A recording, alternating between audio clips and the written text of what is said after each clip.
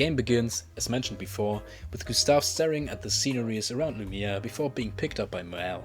You then already get to control Gustave for the very first time and are tasked with picking up a rose and following Moelle. And from that moment on, despite the jaw-dropping beautiful surroundings, the game already manages to create a depressing atmosphere that implies something terrible is about to happen. Moelle notices Gustave's gloomy expression and challenges him to a duel which acts as a first combat tutorial. After finishing their duel, the two are about to meet up with Gustave's former girlfriend before joining the festival at the day of the so-called gommage.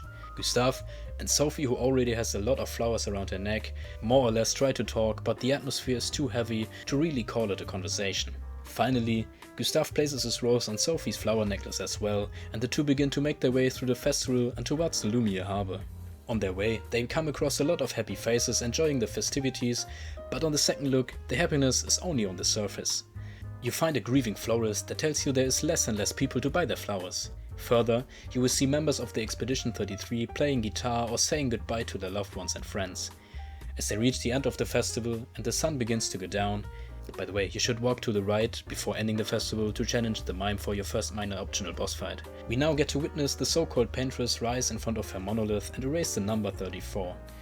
And with that, a gut-wrenching scene begins to play out as the so-called gommage, which is French and translates to erase, dissolves everyone who is 34 years old. With the terrible highlight being the final goodbye between Sophie and Gustave, as his former partner also falls victim to the paintress's curse. Setting one hell of a tone for the game and giving some pretty obvious reasons as to why the expedition tries to stop the paintress every year. When things settle down a bit in the evening, the members of the expedition, including Gustave and Moelle, come together to drink and bond before their attempt at stopping the gommage, like 67 expeditions did before them. Here, you also have the option to earn and spend tokens to get an old key, a haircut or a picto. After fighting Moelle once again, Gustave's sister Emma begins to give a final motivational speech and the expedition leaves Lumiere by ship, ending the prologue. When Expedition 33 arrives at their destination and leaves the ship, they are met by an older man wearing expedition clothes. But before the leader of our expedition can even finish his questions, the old man beheads him and chaos breaks out as we see people vanish left and right, which comes to an end with Gustave being attacked by a bright creature with two huge hands. When he regains consciousness and finds himself alone without any orientation, he immediately begins looking for other survivors. But when all he can find is death, and he ultimately arrives at a huge pile of former expeditioners, Gustave is overwhelmed by his emotions. He then sits down next to what were once his brothers and sisters, and aims his weapon at his own head. But before he could commit the Kurt Cobain gommage, Luna arrives and manages to bring him back to his senses.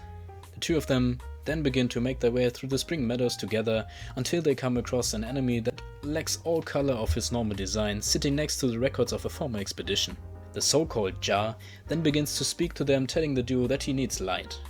You can then find something to light his lamp, and after it burns for a short while, he begins to talk a little bit about the paintress, but that's just a side note. The two continue their journey until they arrive at the so-called Indigo Tree.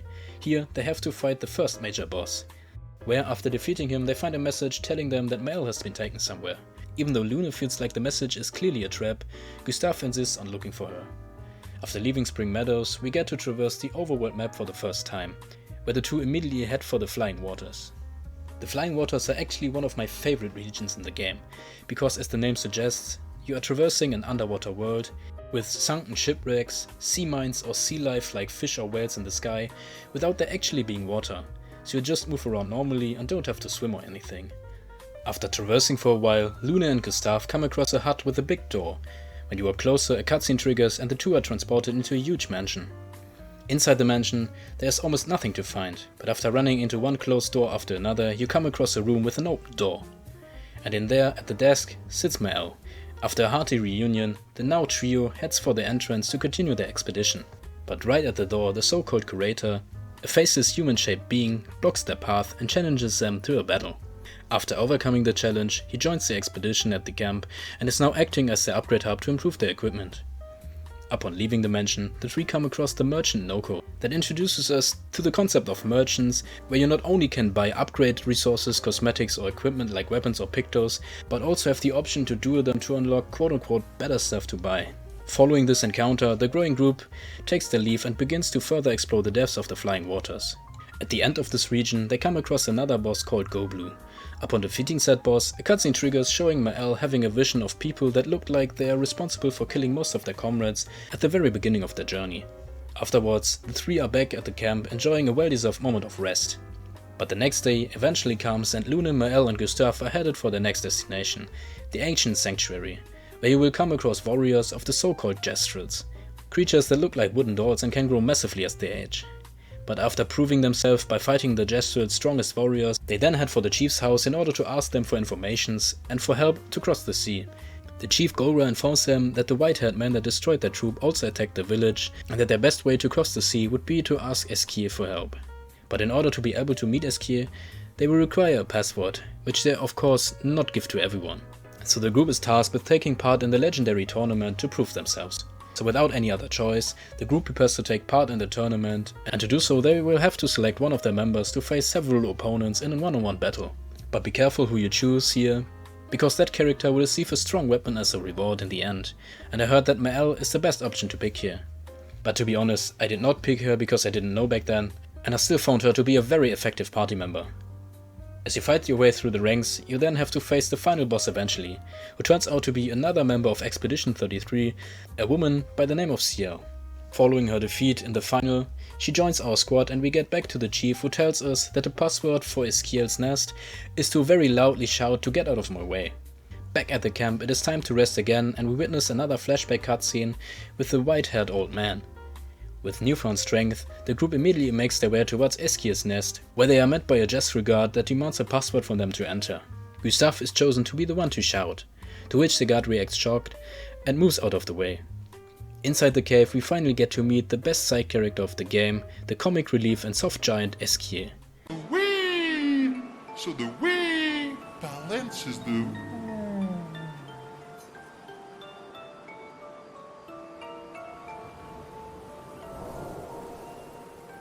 You might say you're a bit, wee-woo there. You really get me, Verso. I'm a bit, wee-woo myself. He agrees to help the quartet under the condition that they reclaim one of his beloved stones from his friend and neighbor Francois. Inside Francois' cave, the stone turtle creature will get annoyed by the group for demanding the stone back, and an interesting boss fight begins. After defeating Francois, he will grumpily return the stone, and Fleury can finally return to its rightful owner. Back at Eskir, he will reveal that the stone Francois gave us was in fact not the real Fleury, and that we now have to look for that at the Stonewall Cliffs. Without any major events, they make their way through the Stonewall Cliffs, fighting many enemies along the way, only to find another boss fight at the end. This time against the so-called Lampmaster, and this is the actually first tough one in my opinion, due to him having two phases. Defeat him and we finally find the real stone for Eskir. But as the expeditioners are about to leave, the white-haired man arrives, trapping Mael and challenging Gustav to a fight. But the chanceless Gustav can only sacrifice himself to protect Mael for a while, which was just enough time for another mysterious man to arrive who seemingly has the power to fight Renoir on equal footing. Thanks to him, Mael isn't harmed and the group manages to flee. Devastated by their loss, the expedition, but especially Mael, who lost the closest thing to a family she had left, came together at the camp grieving in silence. The mysterious man that saved Mael from Renoir, called Verso, feels responsible for Gustav's death because he was only a few moments too late. As a sign of compassion, he offers to bring the allies to a place where they can bury Gustav and pay their respect. But to get there, the now newly assembled quartet has to cross the so-called Forgotten Battlefield, an area full of trenches resembling those of the World War era, and paved with destruction, fires and the remains of Nevrons and Gestrels. But their trip through the battlegrounds is more or less without any major incidents, until they reach a huge stone bridge. While crossing said bridge, they are ambushed by a boss called the Duelist, who causes them to fall into a pit of blood. Here, one of my favorite boss fights takes place. I just really liked the combination of music, scenery and attack pattern in this fight, and found it very satisfying when he finally went down. And on top of that, the reward for bringing the Duelist to his knees is an emotional cutscene where his friends and comrades can pay their respect one last time by burying Gustav at a beautifully lit place beneath a red leaf tree, again playing with lightning, making it almost look like a CLAIR OBSCUR style painting itself. Afterwards, Berso suggests to go to Monoko Station, where they find another possible ally, the shape-shifting Gestrel Monoko that loves fighting. The group also has to fight Monoko, who seems to be not that fond of seeing his old friend again. But after defeating and convincing him by telling him that there is going to be a lot of fights he will take part in if he joins, Monoko happily does just that. The now quintet then decides that Old Lumiere is going to be their next destination, which Monoko once again is not too fond of. Which is due to the reason that Expedition 33 is not the first expedition they accompanied to Old Lumiere, and the former ones did not experience a happy ending there. When they arrive at Old Lumiere, the party gets divided and the two groups are forced to traverse the empty streets of this former city, isolated from one another. Upon reaching the gates of an old mansion, Expedition 33 is finally reunited, but also has to face a not so welcoming reunion, as, upon wanting to enter the mansion, they are once again faced by Renoir, who reveals that Verso is his son before challenging the squad once again. And when Verso once again saves Mel, she finds herself in a black and white scene similar to her visions where only she can move. Afterwards, the mansion disappears and Verso is confronted by his allies about his past and his family circumstances when they regroup at the camp. When the mood has calmed down, the party comes up with the plan to kill two so-called Axons to gain enough chroma so that the curator, the faceless upgrade dude, can create a weapon strong enough to pierce the barrier that protects the paintress from anyone trying to get close to her. And here you are advised by Verso to first go to the Visage, simply because apparently it is supposed to be the easier fight. Me, completely mishearing his advice, obviously went for the wrong one first, but if I'm being honest, I haven't noticed any difference in difficulty between the two. Anyway, in the Visage area you will be greeted by a grim-looking creature that tells us that the Axon is expecting us and invites us to directly go there. If you follow the other paths around, you get the opportunity to fight 3 emotion masks, one for happiness, one for sadness and one for anger. If you defeat them, the actual boss fight will be easier, so I absolutely recommend doing that. When you then head on to defeat the actual Axon, the servant from the beginning reveals himself as the final boss of the area, the Masked Keeper. Upon defeating it, the quintet takes the huge amount of chroma and heads back to the camp to prepare for the second Axon. The area of the Siren Axon resembles a huge opera house you will have to traverse before being able to challenge its final boss. Along the way you will come across a huge creature weaving in a corner called the Tissuer. It is not hostile and the party debates over if you should leave it in peace. But Verso suggests to defeat it in order to weaken the Axon, and like in the last area I recommend doing so here as well. Afterwards, the group heads for the Siren's place of stay, and we get a cutscene that shows the Axon messing with the expeditioners' minds. And after overcoming the second challenge, Expedition 33 can now bring back the chroma to the camp where the weapon will be crafted. Following that, it is time to finally head for the Paintress's monolith. Mael, with the help of the barrier breaker sword, cuts through the barrier, and now it's time to confront the Paintress. But something seems off, because no matter what you do, the Paintress doesn't take any damage, and does not act herself. The battle then transitions back into a cutscene where Mael approaches the Paintress and has another flashback where she sees the masked woman that she saw a few times already. Following that, everyone except Verso begins to burn and squirm in pain, but that seemingly happens to be another illusion, which is followed by the expedition gaining access to the inside of the monolith. Inside, the group crosses almost every type of scenery they came across throughout their journey, and occasionally a black and white scene will play showing off some flashbacks from the masked woman's life. At the end of their journey through the monolith, they find a train station where Gestrel offers them to bring them to Lumiere. Leaving the train, the quintet finds a Lumiere without any humans, but overrun with Nevrons instead. They fight their way through until they reach a massive area with huge paintings on the side, which seems to be the final place just before the actual Paintress. But before the group can enter her realm, Renoir once again gets in their way, firmly determined to stop them once and for all. One of the toughest boss fights begins, and the party really has to give it their all to overcome Renoir's final stand. Afterwards, the group passes through the portal and finally actually faces the Paintress. At the moment the music kicks in, this fight was the one that actually gave me goosebumps. With its combination of scenery, story progression and audio design, it was just epic. However, after this, in my opinion, less challenging two-faced boss fight, the curse of the Gommage seems to finally have been lifted. And Expedition 33 cheeringly places their own expedition flag at the top of the monolith before heading back to Lumiere, where they are to be celebrated as heroes. But while everyone else was partying, Verso is seen reading a letter that he was supposed to give to Mael. That explains that the Paintress was the creator of the entire world they live in and erased people every year because their ability to stabilize this world was fading. After Verso throws the letter into the harbor, an explosion appears out of nowhere, erasing everyone in Lumiere like if they would fall victim to the Gommage. We then enter the Manor epilogue, where we wake up in the mansion as Alicia, the masked woman and Verso's sister. She is being called by a voice that asks her to come to the family atelier. When she arrives, there she will be greeted by her sister Claire. And here we get a huge lore dump. Apparently Alicia, Claire, Verso the Paintress and Renoir are part of the Descendre family. The Descendre family are a family of so-called painters that have the ability to create worlds by painting them on canvases. Also, seemingly, the so-called writers are responsible for a fire that killed Verso and heavily injured Alicia, causing her to lose her voice. Her parents making her responsible for her brother's death further adds to Alicia's misery. In her grief, Alicia's mother created a canvas that includes a living version of Verso, which is the world the game took place in so far.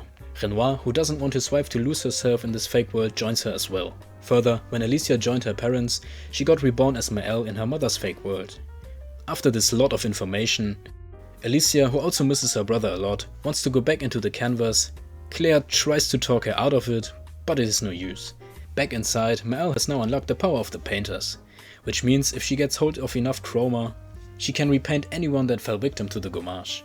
With her fake brother and her fellow repainted expedition members, she then begins to traverse Lumiere once again, passing through an opera house, the Lumiere garden, and finally coming to a place with an eclipse in the background that once again looks like a painting in the Clair Obscur style. Here, Maëlle will be confronted by her father, who reveals himself to be the curator, and has once again have to be defeated. After that, the scene changes to Verso, who walks towards a boy who paints on a canvas. Here you have to decide if you want to fight as Maëlle or as Verso. Your decisions will result into two different endings. If you fight as Verso and defeat Maëlle, you will get the Life to Love ending, where the canvas world would cease to exist. We will see Alicia and her family at Verso's grave, and the characters from our journey through the canvas would wave at us one last time. If you take the other route and fight as Maëlle, which is what I did, the canvas won't be destroyed and we get another black and white scene. Here we can see everyone being repainted, including people we never saw before, like CL's husband. They all come together at an opera house, I would assume, where Verso, who looks very uncomfortable, almost like being forced to be here against his will, who sits in front of a piano and is about to perform. The camera then switches to a close-up of Maëlle, and her face begins to become more and more distorted until the game ends. And no matter what ending you took, to me that was a perfect ending for a hell of a rollercoaster of a game, and I hope you get more in this universe, and get answers to things like who the writers are, what Claire did all the time, and if there are other painters, and so on. If you played the game yourself, feel free to share your opinion on Clair Obscur's plot in the comments.